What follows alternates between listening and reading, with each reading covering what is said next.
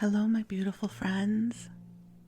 I am Laurel Bleadon-Maffei with Illuminating Souls, welcoming you to this episode of Sleepy Bedtime Blessings, a podcast designed to help you rest, relax, and fall asleep, all while deepening in your connection with your beautiful team of angels who love you so. I just have to tell you, as I came to the microphone and I said, hello, my beautiful friends, it dropped me right into my heart. There's so much love gathering here for you in this moment, and I want to affirm that. So if you've been listening for a while, you know that I am an angelic practitioner and a spiritual teacher and an encourager of souls. I just love saying that. It makes me happy every time I do. And I've been doing this work full time since 2006, which is amazing. I always tell people anything is possible. If I can earn my living doing this work, anything is possible. Because it just seems so weird and awesome at the same time. And I do one-on-one angel sessions and a longer form of support, soul mentoring, and different classes. I offer a different class every 6 weeks or so to inspire you and help you come into the light and heart-centered community. You know, I think so many of us are feeling isolated these days, and it's one of the reasons I love doing my classes, because we meet over Zoom, and I love getting to have a personal relationship with the people who take my classes. It's lovely. It's supportive for me and for the group.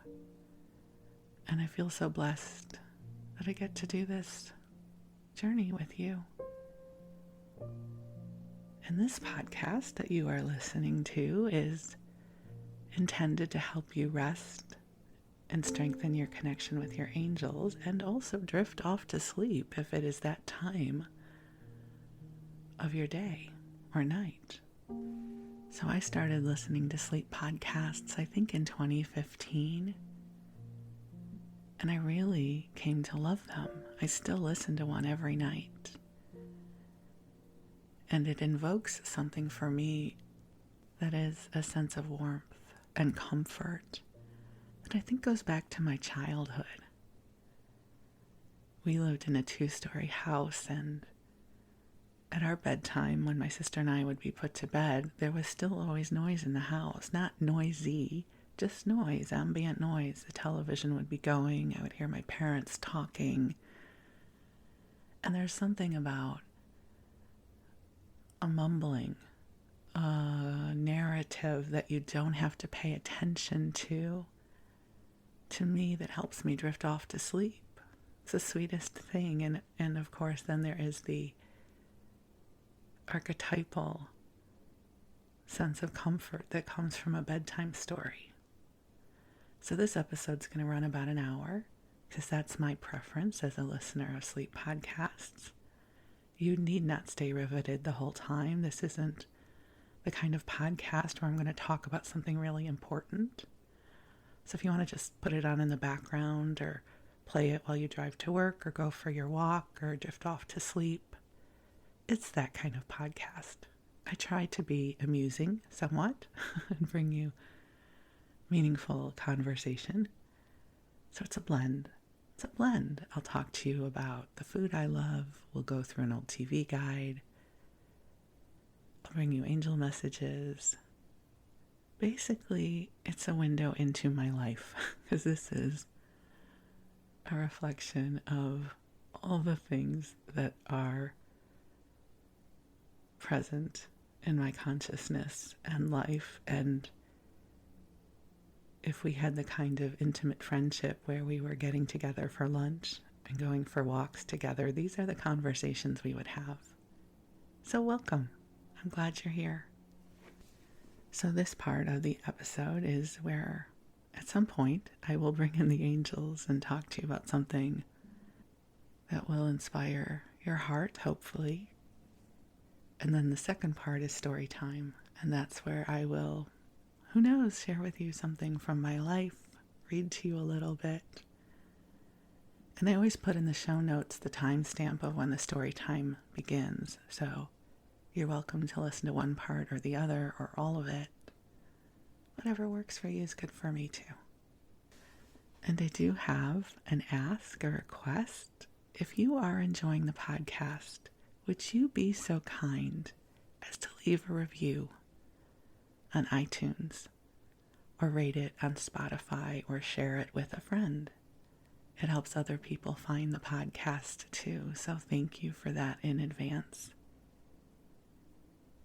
So as I record this, the sun is just getting ready to come up. It looks like it's going to be a little bit of a cloudy day here. But I love this time of day because the darkness turns into light. The silhouettes of the trees become more visible. And I just love this. It feels like it's a time when the world breathes itself open. So I invite you to take a breath, just breathing in the goodness that is with you right now, the goodness you're aware of, or the goodness that you are not. Just to breathe into the possibilities of goodness that are here for you right now. As I record this, it is the middle of November 2023, and there is a lot going on in the world, which I will not be talking about. But I feel like I just have to mention it in acknowledgement that you may be feeling more tired than usual, more emotional than usual. And if you are, it's understandable. Which is why this podcast is infused with love for you. This is an oasis. This is a place where you can come and be loved and supported and receive. So I invite you to get comfortable in whatever way works best for you. I enjoy listening to my sleep podcasts from the coziness of my bed. As I shared with you before, I sleep with lots of pillows and as many blankets as I can get away with without getting too hot, which is really an art form because I don't like to sleep hot. And there's a siren in the background. Okay, everything's okay. It's a prayer request. It doesn't sound like it's too loud though, so I can't decide if I should pause. Okay, I'm going to keep going. There you go. It went off into the distance. So as I was saying, I sleep with as many blankets as I can without getting hot, which, there's a whole intuitive process to it. At this moment, I have one extra blanket on the bed. I am hoping I get to go for a second soon. It has to get to about 35 to 40 degrees Fahrenheit for that to happen. If it's warmer than that, I'll get too hot. And my husband and I both like to sleep in a cold room. So in the winter, we turn off our heat. But we're also in Northern California and not Wyoming, so it works.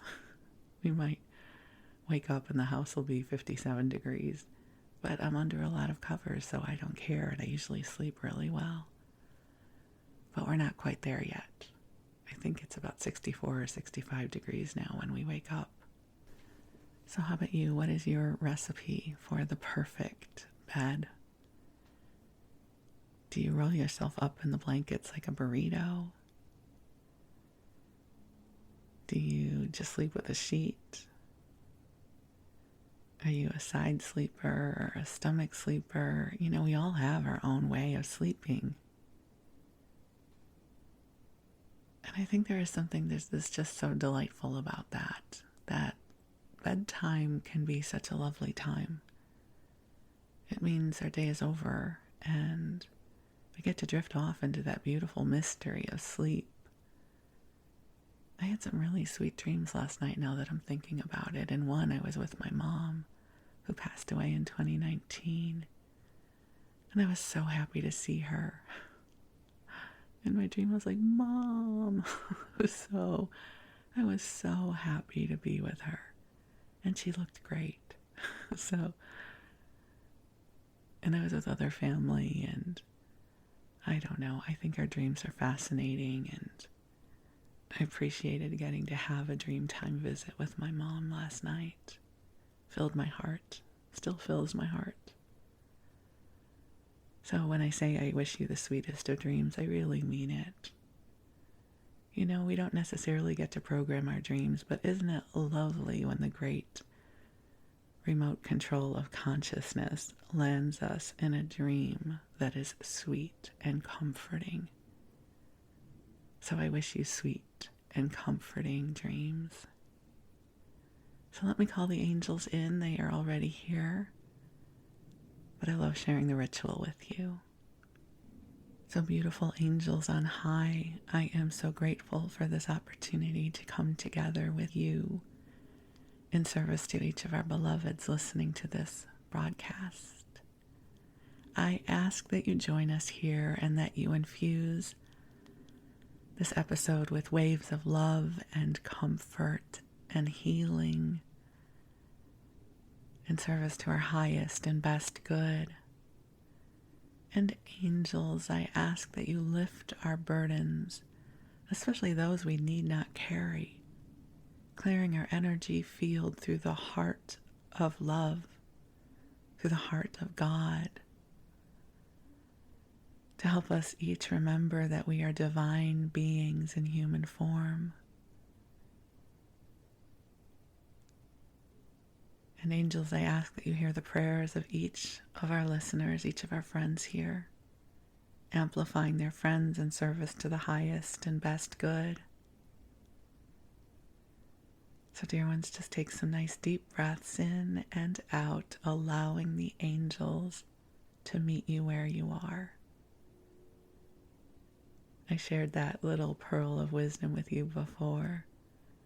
Let the angels meet you where you are.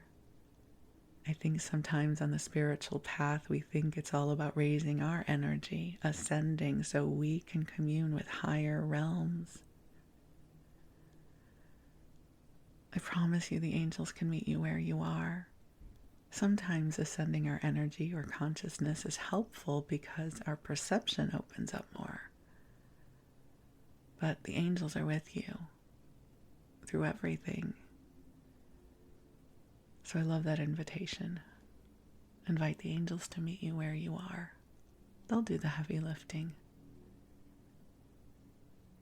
So just take a breath in, allowing the love to be present with you. That the angels are aware of what is transpiring in your life, and they're here for you right now.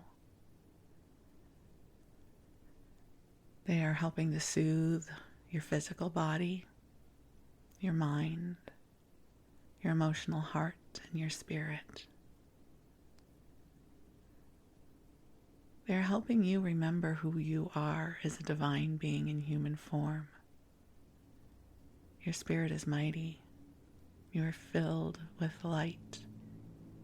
You are filled with light and goodness. And we are so deeply grateful for the gift of you.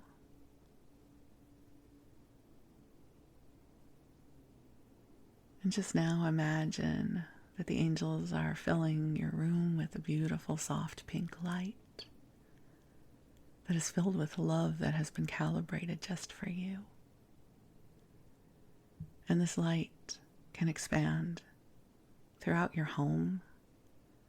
It can expand to everyone you love, everyone who loves you and beyond. And you don't have to worry about expanding this. The angels will do this on your behalf. You know, our lives are a ripple of goodness, a ripple of experiences. And so I always like to ask the angels to ripple this love throughout the timeline of my life, past, present, and future. rippling beyond time and space.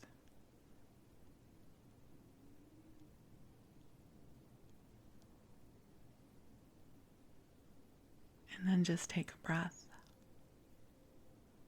allowing the love to be present for you and with you. I just feel such a sweet sense of love with us right now.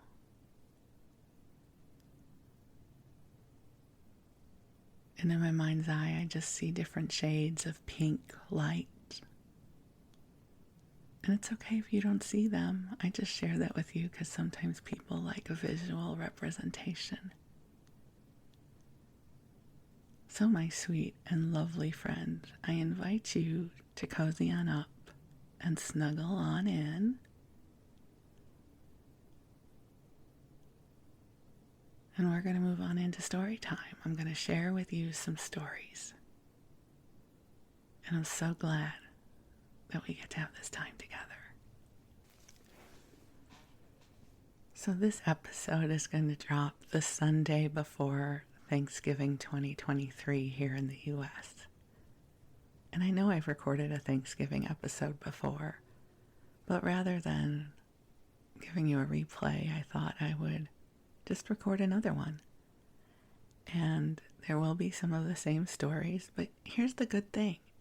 You live a whole life out there, and I have no expectation that you are going to remember what I told you last year, because I can't quite remember what I told you last year.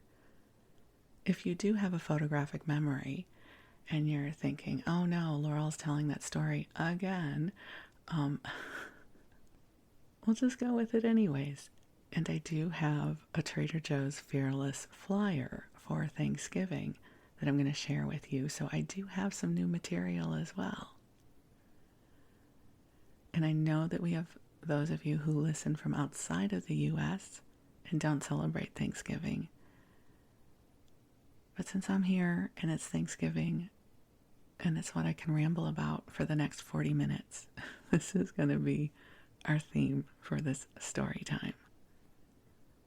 So I grew up in the Chicago area. And so throughout my childhood, there was a consistency about Thanksgiving. It was always cold because it was winter in Chicago.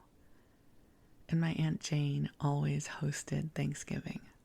My mom did the Hanukkah party, and Aunt Jane always did Thanksgiving.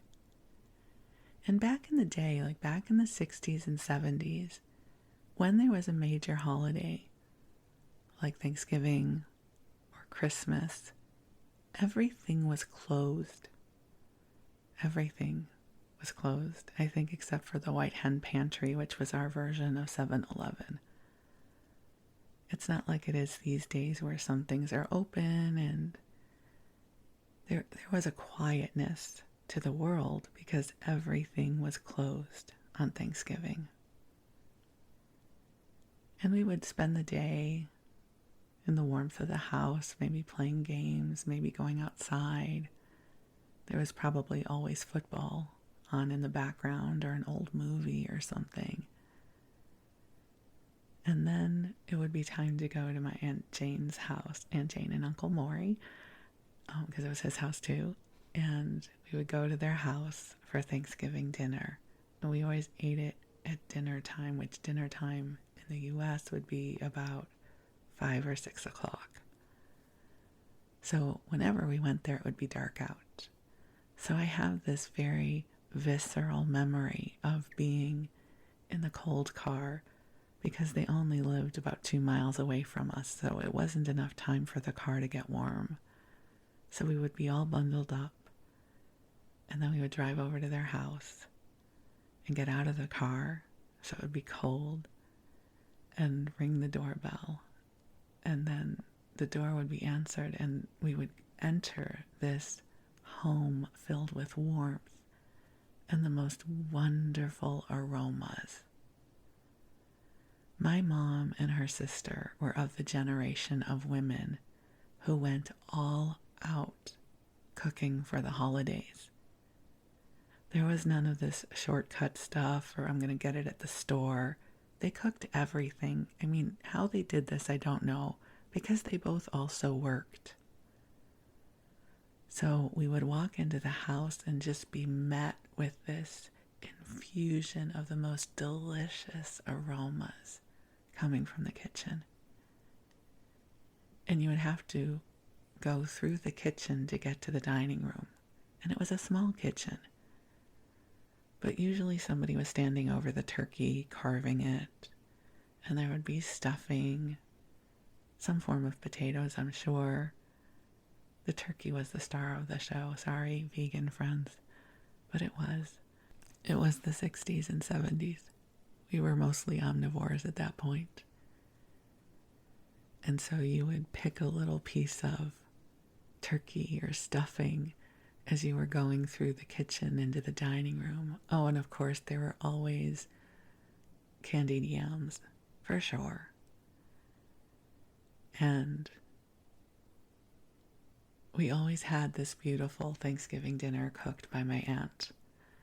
And it was a huge part of my childhood memories. And one of the things I think is so wonderful about our memories is they can continue to bring us joy.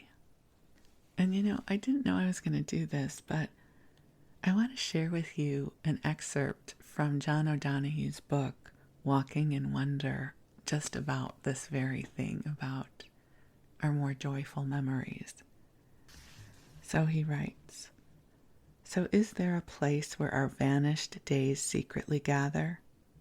I think there is, and I believe the name of that place is memory. Memory to me is one of the great sources, one of the great treasure houses of wonder. You look at humans walking around on streets, in houses, in churches, out in fields, and you realize that each one of these creatures is carrying within herself or himself a whole harvest of lived experiences." And then he goes on to say, memory now seems to be focused almost exclusively on past woundedness and hurt. Some of it is induced, some of it is real. It's sad that people don't use their good memories and revisit again and again the harvest of memories that is within them and live out the riches of that harvest. Isn't that beautiful? And I think about this as we're talking about Thanksgiving. I'm 61 years old, and throughout my life I've had not great Thanksgivings, for sure. But I've had some really wonderful ones. And so I love revisiting the wonderful ones. That experience of coming out, of the cold into my aunt and uncle's house. And the infusion of family and happiness and deliciousness and ritual. I let that be the loudest voice in my memory this time of year. Because it's easy to miss the ones we love or to feel lonely. And listen, it's understandable if those things are present. But I'm going to be sharing with you some of my happier memories because it delights me to revisit them. My mom and my aunt made it look so easy to make these big meals. And I will tell you, I did not inherit that gift. I get so overwhelmed. The timing of everything.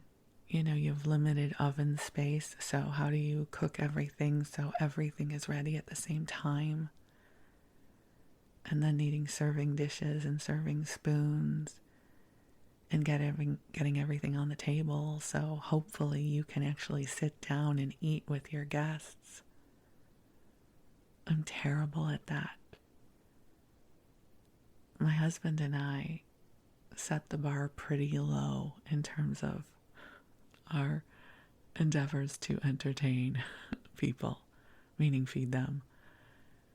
My husband has 4 children who I love very much. And there's one son-in-law and one future son-in-law, and then also the kid's mom.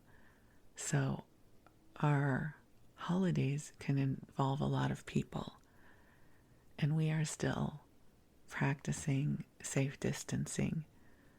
So we only entertain when we can eat outside because our house is very small. So having that many people in the house is challenging in the best of times, much less if somebody has a cold or worse or something. So we eat outside. And, as you know, if you've been listening, I have been having a very difficult time with everything that is transpiring in the world. And I did not know if I was up for Thanksgiving this year. We don't really do much for it, but even the little that we do, I didn't know if I was up for it. And then I was talking with my stepdaughter's fiance, and we talked about Thanksgiving, and I called up Wes. I said, you know what? We have to do this. I sometimes need to be reminded that it's not all about me, that when we invite the family to get together, it is about everybody else as well. And so I called Wes. I said, you know what? We're going to have to do this, and I don't know that I'm up for it, but let's make it easy. And we'll lower expectations. And so I sent an email out to the family, and I said, so this is a tentative invitation to you for Thanksgiving. So it's contingent upon the weather, that we can eat outside. Second, that nothing horrific happens in the world that just makes me want to crawl in bed for the day. Like, let's see what happens. And if you're okay with hot dogs or pizza for Thanksgiving, come on over. It'll be fun. It's like the worst invitation ever, right? And it was all I had. It was all I could do. That was it. That was going to be as much as I could open up to show up for the holiday this year. And thankfully everybody said, yes, of course, for sure. We're coming. So I really look back in absolute wonder at my aunt who did the whole thing. The whole thing. And she baked her own pies. She did everything. And she put out the nice dishes and the silver and the crystal glasses that all needed to be washed by hand. She did the whole thing, the serving pieces. You know what I do? I serve on chinette and plastic utensils. Here's a garbage bag. Throw it all away at the end. I'm done. Thanks. See you next year. I am not an entertainer. Which surprises me because you would think that I would have inherited that from the women in my family. I come from a strong matriarchal line. I even have my grandmother's china. I mean, I could do the whole thing. You know, I had a friend years ago. I was socially friends with her. I wasn't best friends with her, but we were in the same social circle. And she had 2 young kids. She was married with 2 young kids, and they were going to be celebrating Passover by going camping. And she was going to be packing up their china and their silver for their Seder while they're camping. And I said, oh my God, but what if you break a plate or something? She says, so you break a plate, so what? It's all about the memories.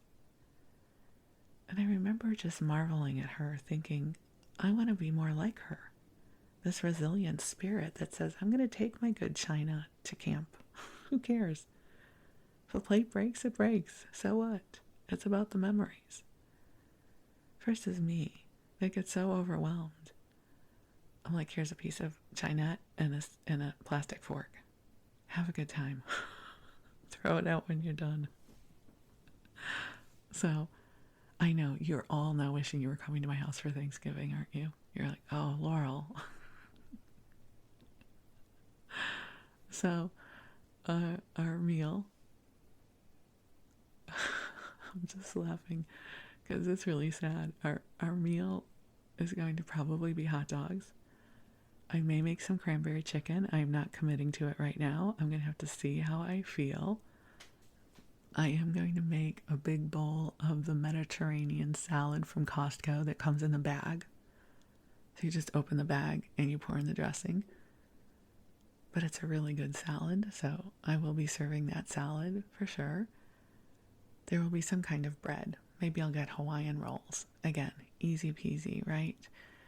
And a bag of chips. This sounds like the saddest meal ever, doesn't it? I'm so sorry. It's all I have the energy for right now. But it's all about the company. Yes, I'll have grapes. I'm going to get the really good grapes that are up right now.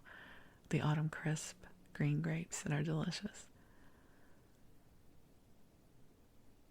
And I'm going to do my best not to judge myself too harshly. Especially after telling you about how wonderful my aunt was at entertaining us for Thanksgiving. I wish I could do that, right? Like the whole thing.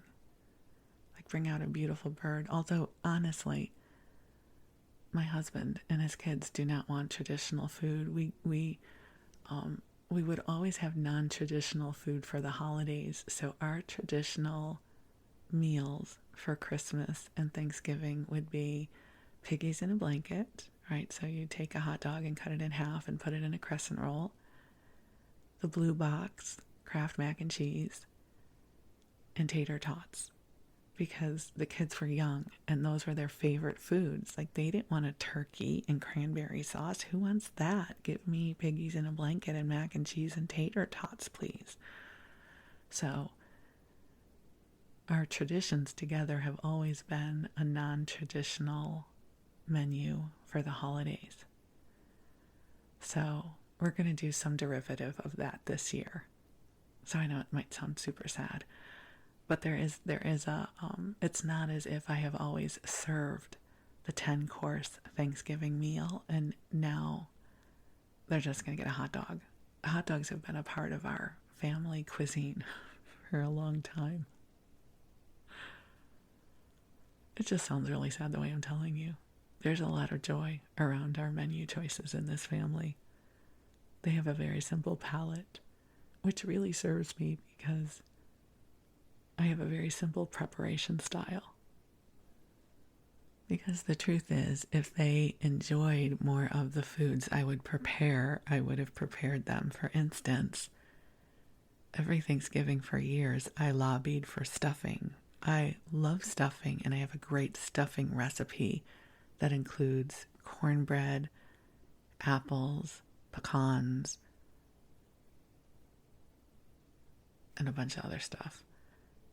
Which now I wouldn't cook it with pecans because Wes can't have them, but still, it's an awesome stuffing that no one was ever interested in.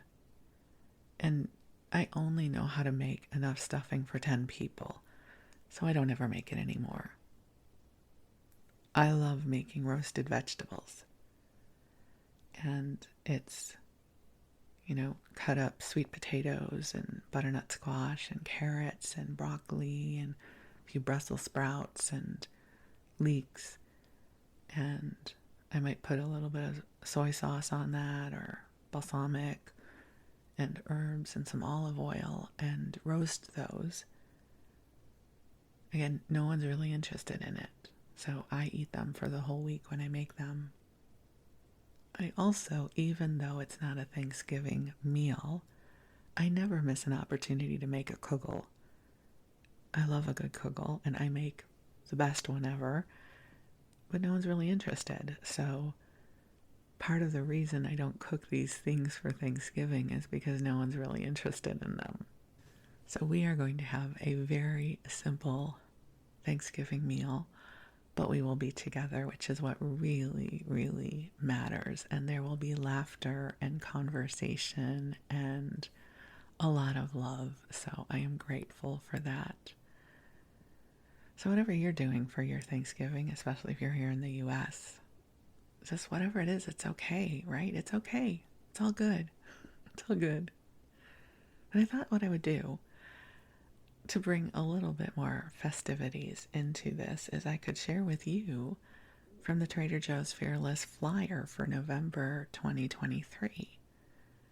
So those of you outside of the US, Trader Joe's is an awesome grocery store that carries almost exclusively all their own store brand stuff. And it's fantastic. And I will also say this time of year, right now, the grocery stores are crazy because everybody's preparing for the holidays. So I did do some shopping yesterday. I went to Trader Joe's, I stopped by Rayleigh's, and I went to Costco. Trader Joe's was moderately crowded.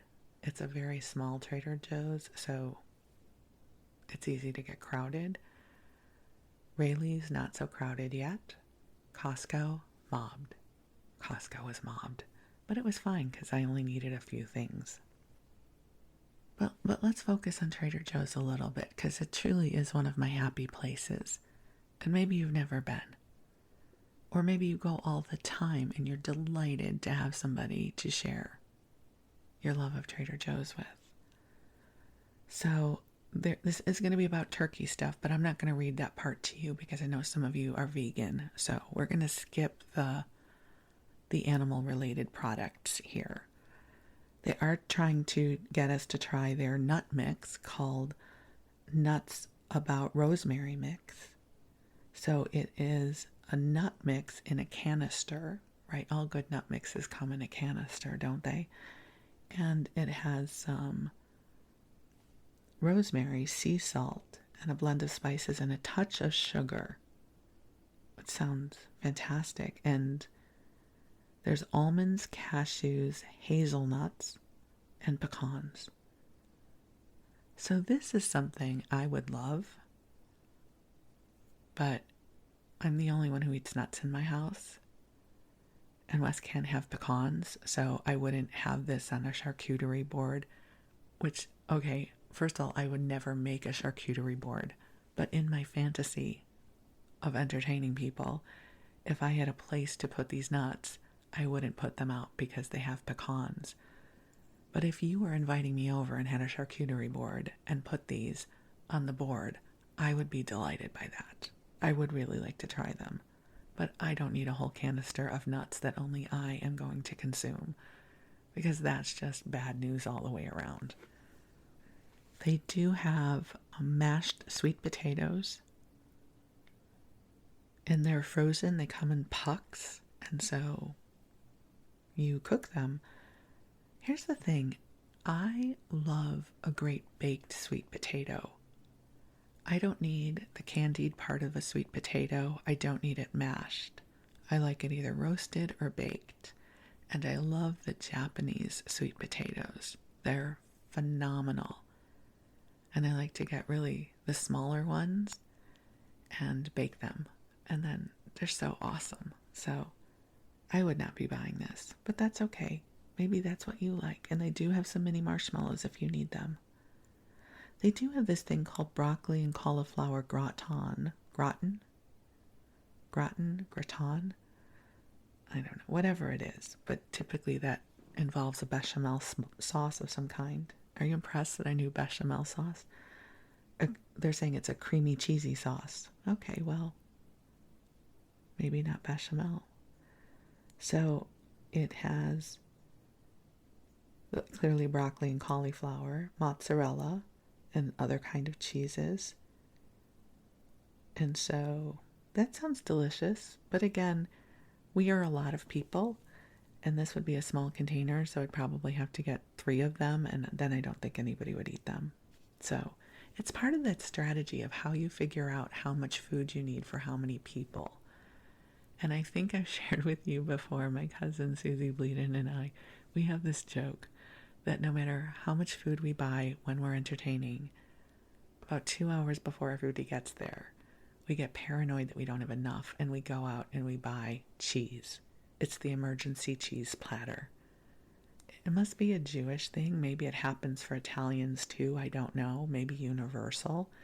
But no matter how much food I have purchased and prepared for whatever endeavor it is, I think it's not enough. And I go out and I buy cheese. So it used to be whenever either one of us was entertaining, we would call the other person because it would be before texting was a thing. And we'd say, did you buy the extra cheese yet? Did you buy emergency cheese?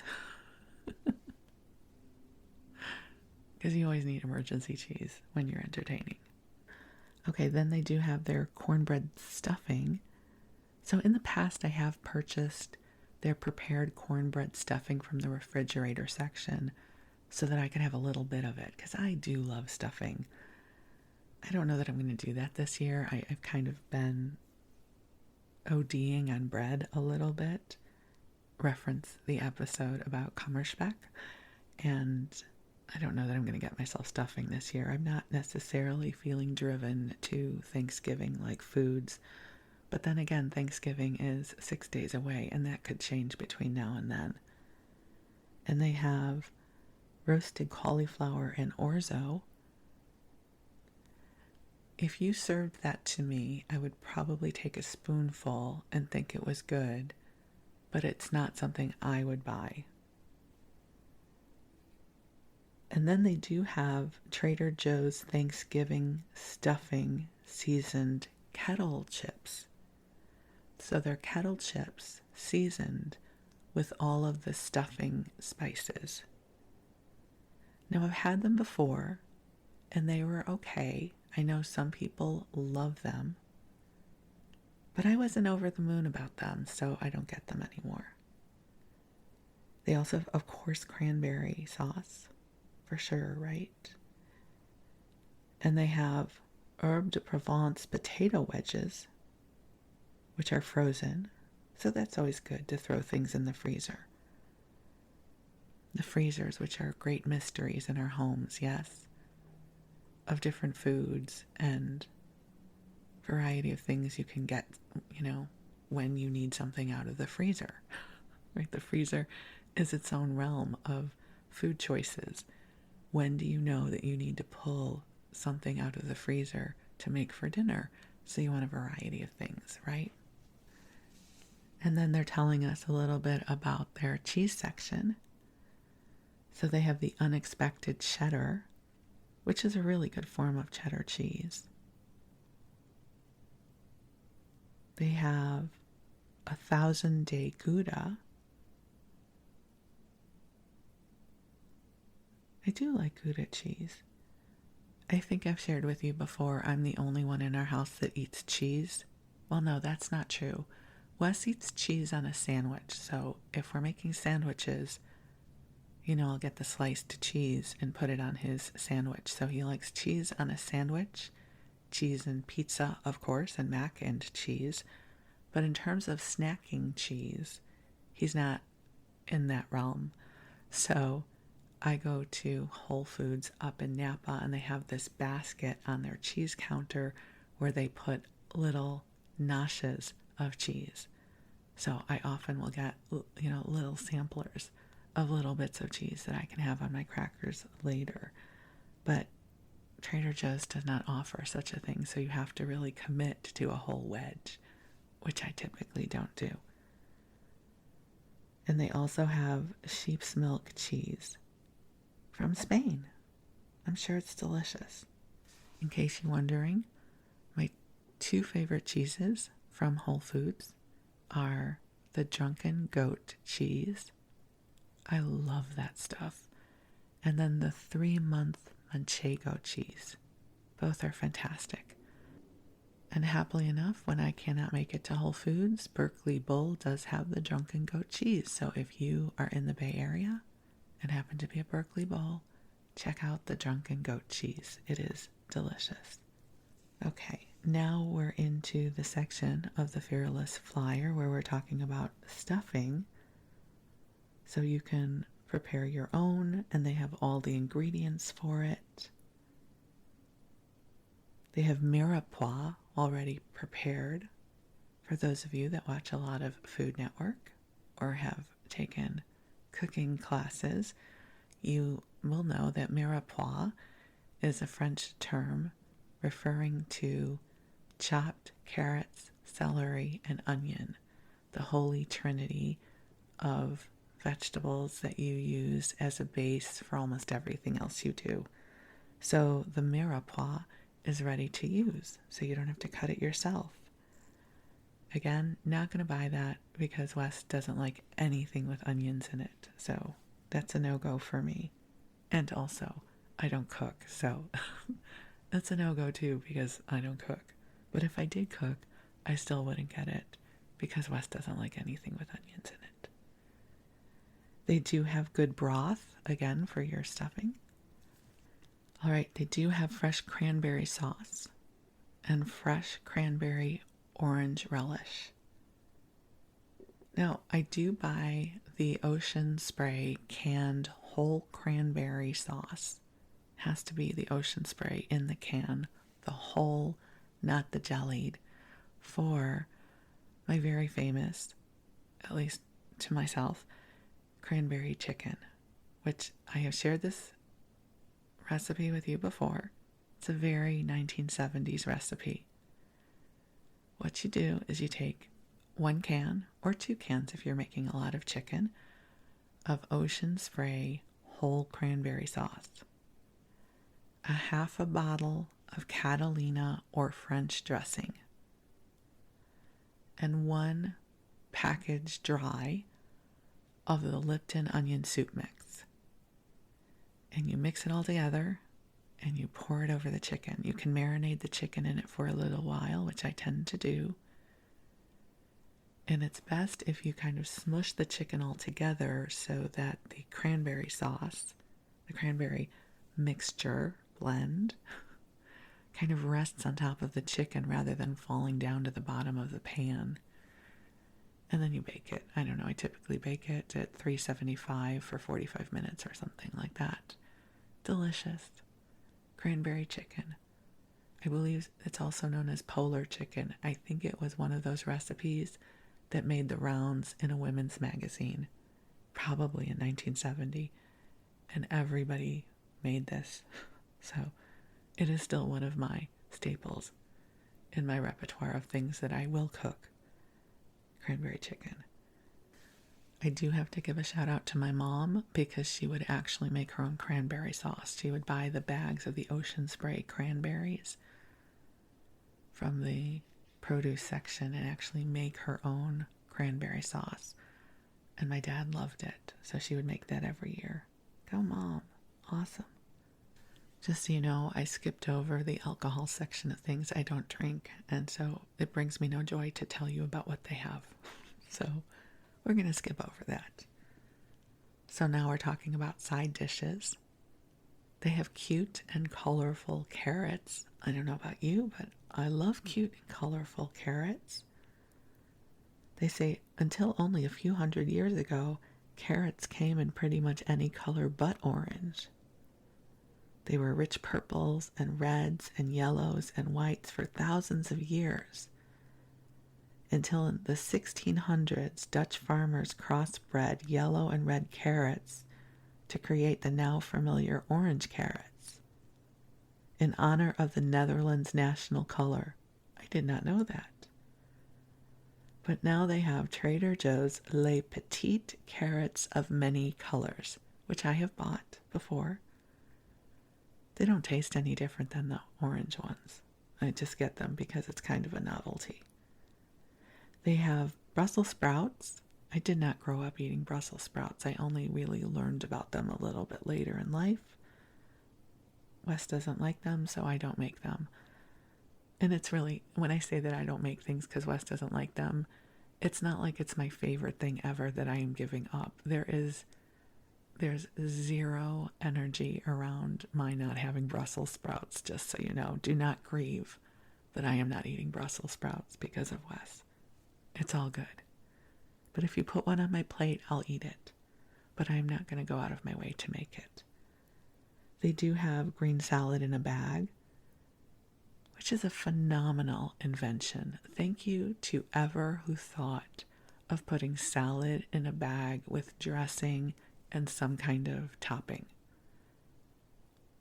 You've made my life so much easier, and now I eat more salad than I've ever eaten in my life. And my preference is the Mediterranean salad by Taylor, which is, and it may be a different manufacturer where you're from. It has the mixed lettuce, right, and some other vegetables, and it has the feta cheese and a balsamic vinaigrette. It does have some like chopped seasoned pita chips that I don't use on my salad, so I don't use that part.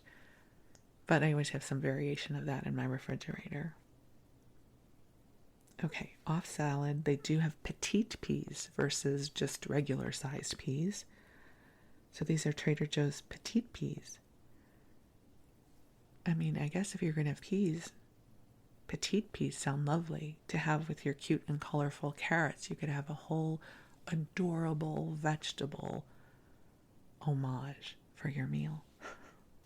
Okay, we're now in Casserole Confidential, is what they're calling it. There's cream of portobello, mushroom soup, and fried onion pieces. I always think I would like soup, and sometimes I do. I make actually a very delicious soup in the crock pot or slow cooker. I'll give you my secret recipe, which is not so secret. I take a box of Trader Joe's creamy tomato soup, which you can also get any brand from your supermarket, the boxed kind.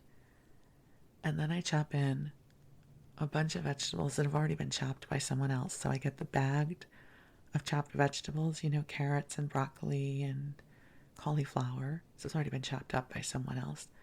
I might chop them up a little bit smaller. I put in a can of beans. Any beans will do. And I might put in some of Trader Joe's frozen potatoes with green beans and mushrooms. And then I just leave that in the slow cooker. I put in just a bunch of spices. And it makes the best vegetable soup. And basically I did nothing. So, yay for that. So here they have a cream of portobello mushroom soup, which I'm sure must be delicious. They are going to have organic sweet potatoes available. Fantastic mini marshmallows.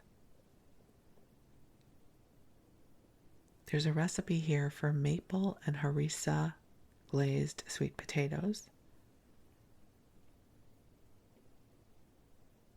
I don't think that's my flavor profile, so probably not for me. Okay, we're now moving into the dessert territory.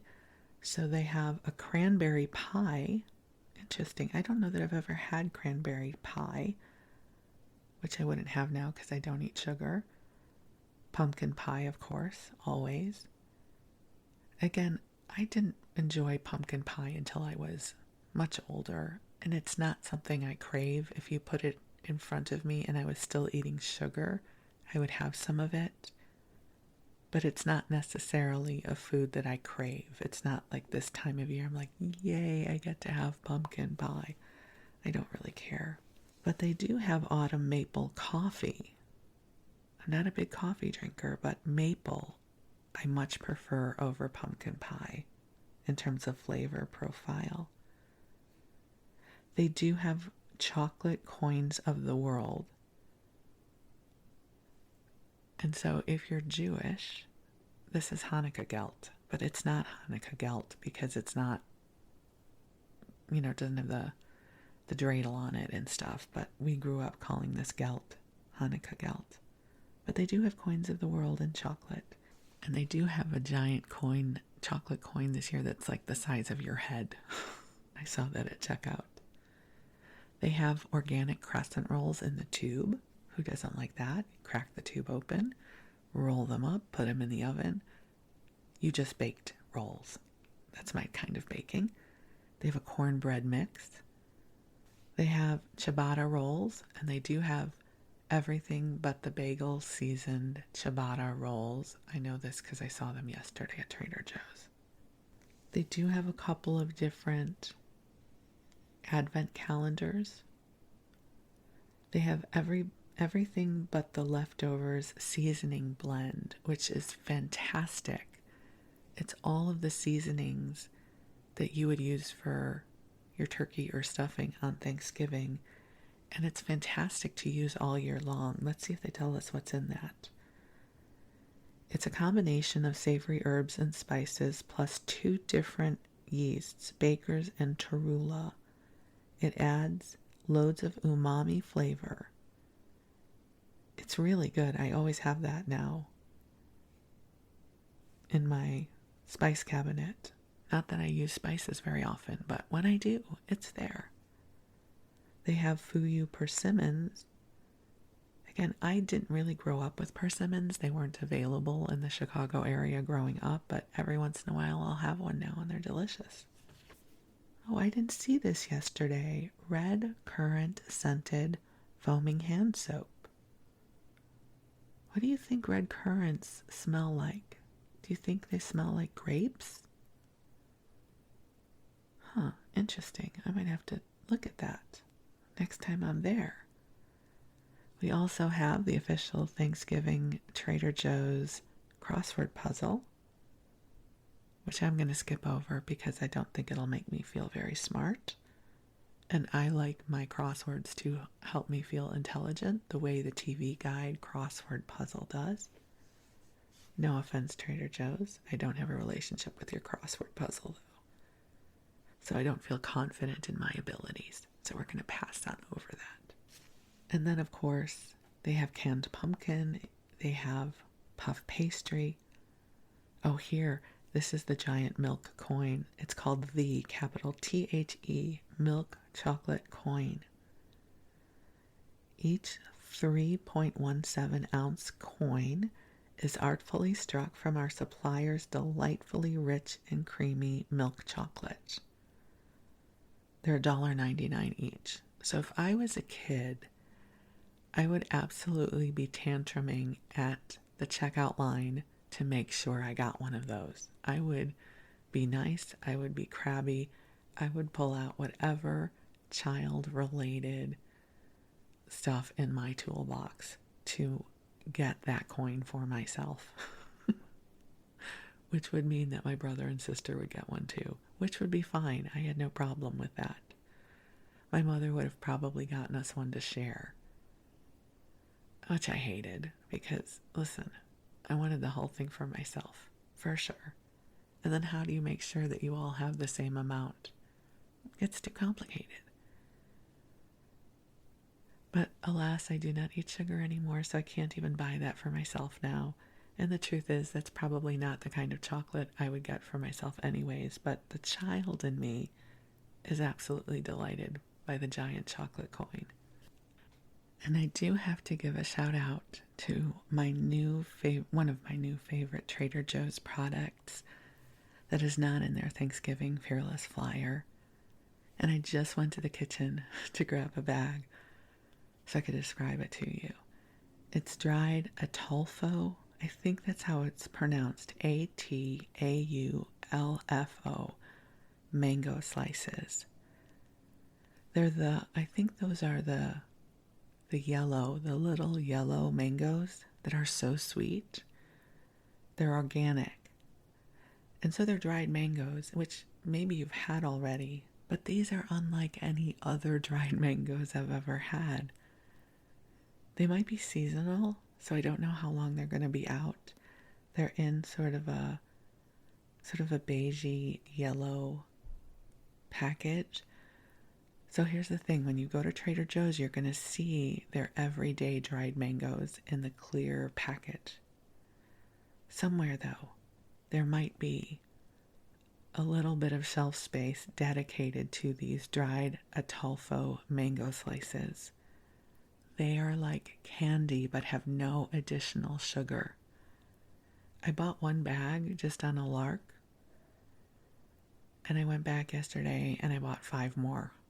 I was like, I don't know if these are going away, but I need more. So I bought 5 bags. I'm going to hoard them because they're good through July 2024. They are a little more expensive than the other dried mangoes. I think they're $4.99 a bag, but well worth it. So that is my homage, my friends, to Thanksgiving. Some rambling there for you. Some memories. A little insight to our family Thanksgiving this week, which will be lovely. I'm looking forward to having everybody over and making some more memories. and Trader Joe's Fearless Flyer, and I've also shared with you a new TJ's product that I highly recommend, 10 out of 10. And I hope you have a good holiday, my friends. I love you very much. And I'm grateful for this time together. We'll talk again soon.